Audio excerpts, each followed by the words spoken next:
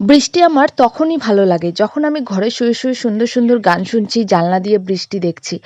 আর পথে ঘাটে কাজে বেরিয়ে যদি বৃষ্টি হয় তখন আমার কেন সবারই বিরক্ত লাগে।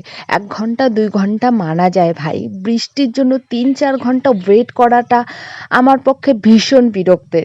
So hello guys, good morning and welcome back to my channel Sinha lifestyle. তোমরা যারা ভিডিওটা দেখছো তাদের সবাইকে রিকোয়েস্ট করছি, প্লিজ ভিডিওটাতে লাইক কমেন্ট করে দিও। কারণ আমার পেজটা ভীষণভাবে রিচ ডাউন হয়ে গেছে, তাই পাবলিকের কাছে পৌঁছাচ্ছে না আর ভিডিওতে ভিউজ আসছে না গাইস।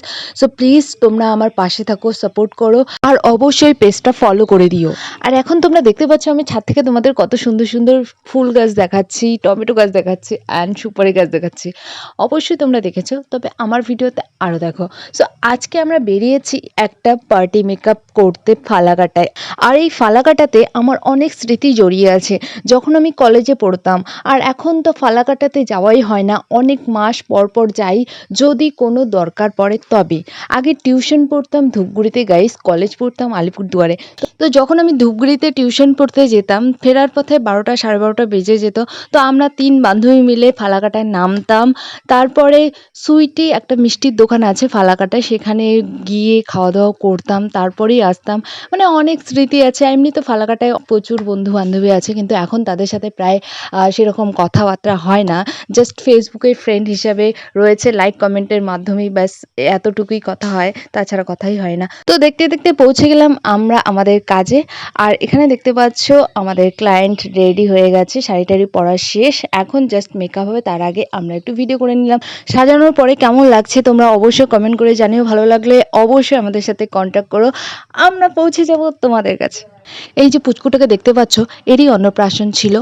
আর এর অন্নপ্রাশনের দিনে এত বৃষ্টি শুরু হয়ে গেছে গাইস, কি বলবো, আমাদের এত বিরক্ত লাগছিল ঘরে বসে থাকতে থাকতে, কি করব না করব, একবার চেয়ারে বসে, একবার সোফায় বসে, একবার বিছানায় বসে। আমি তো শুয়েই পড়ছিলাম ওদের বিছানায়। যাই হোক, আমার এত বিরক্ত লাগছিল। প্রায় 10:30 বাজে, 11টা বাজে, তবু বৃষ্টি থামার কোনো নামই নাই। আর এখানে দেখতে পাচ্ছ ওরা ডেকোরেশন করেছে, এখানে এত বৃষ্টি হয়েছে পুরো শেষ হয়ে গেছে, ওখানে যেতেই পারে নাই বাচ্চাটাকে নিয়ে। আর ফাইনালি আমরা 10:30টার দিকে একটু বৃষ্টি কমাতে পুচকুটার বাড়ি থেকে বেরিয়ে সোজা আমরা চলে এলাম ফালাকাটা চৌপতিতে। ফালাকাটা চৌপতি আস্তে আস্তে গাইস আবার জোরে এত বৃষ্টি শুরু হয়ে গেছে, কি বলবো, জামা কাপড় ভিজে গেল একটু আসতেই। তারপর আমরা চলে গেলাম একটা ফালাকাটা বিরিয়ানি দোকানের সামনে, দেখতে পাচ্ছ এখন। আর বিরিয়ানি খেলাম একটু, প্রচণ্ডভাবে খিদে পেয়ে গেছিলো। তখন বাজে 11টা, প্রায় 11টা বাজে। আর এই যে দেখো এত ঝমঝম করে বৃষ্টি পড়ছে। ভাবছিলাম যে একটু বৃষ্টি কমুক তারপরে বাড়ির উদ্দেশ্যে বেরোবো, কিন্তু তা না, বৃষ্টি কমার কোনো নামই নাই, বরং আরও জোরে জোরে বৃষ্টি আসছিল। আমরা যদি ওখানে বৃষ্টি কমার জন্য থাকি তাহলে সারা রাত আমাদের ফালাকাটা চৌপতিতে থাকতে হবে। তারপরে আমরা শেষমেশ বেরিয়ে পড়লাম। আমাকে তো পুরো প্লাস্টিকে জড়িয়ে দেওয়া হয়েছিল, সেটা তোমাদের দেখাতে পারি নাই কারণ মোবাইলগুলো আগেই ডিকিতে ভরা হয়ে গেছিলো। ফার্স্ট টাইম ফালাকাটায় সাজাতে গিয়ে আমার একদম এত বাজে এক্সপিরিয়েন্স হলো, বাপরে বাপ, কি বলবো।